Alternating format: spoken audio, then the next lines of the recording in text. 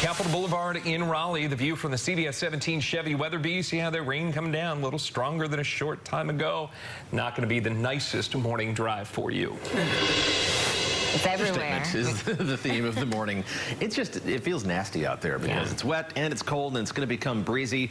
Let's take a look at what we're dealing with. Big picture perspective, a lot of rain across central North Carolina with more headed towards us from the southwest. We're far from alone in this, but let's zoom in and talk about what is happening in our neck of the woods. Almost every square inch of central North Carolina now covered by at least mist and drizzle. A couple little gaps here and there, light to occasionally moderate rain in the triangle, but enough to slick up the roads. And while it's still dark outside for another hour, it's hard to see the dividing lines in between the lanes. So just be careful and watch out for everybody else. Some heavier rain making its way along the Virginia state line from Granville County into Vance County, on its way into northern Warren County as well. Some heavier rain for the coastal plain from Halifax County into Edgecombe County and Wilson County, with the heaviest rain overall falling in Sampson, Cumberland, Hoke, and Moore counties. Some of that making its way up into Harnett County and Johnston County as well.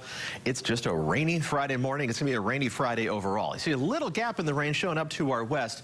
It's not going to rain everywhere all the time. We'll switch over to the future radar, and Futurecast does try to dry us out for a couple hours by mid-morning, but then the rain fills back in with another surge of moisture making its way farther and farther north. The rain, there'll be more breaks farther to the northwest, but elsewhere it's just going to rain most of the day, into this evening, and into tonight. Again, occasional breaks tonight. Not going to last long enough for the puddles to really dry out, certainly not enough for the yard to dry out, and more rain in the forecast tomorrow as another area of moisture swerves in from the east. With the storm system making its way up the coast, it's going to squeeze the atmosphere, and it's going to be breezy throughout the day on Saturday too. It's just a raw day for the first half of the weekend. Even enough cold air for a couple sleep pellets to mix in with the last of the raindrops as we head into tomorrow evening. They're not going to be able to stick and cause any problems. Right now, it's cold, 39 degrees, and it's wet. Lots of cloud cover, as you would expect from our camera network. Chapel Hill and NC State, both at 39. The official temperature in the triangle is right at 40 in Raleigh with 39 in Durham. Chillier farther to the north, slightly less cold farther south with 44 in Irwin and in Clinton.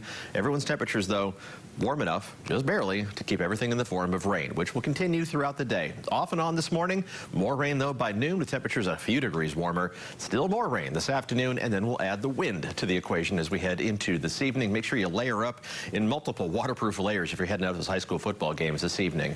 Even chillier tomorrow, temperatures just stuck around 40 degrees most of the day.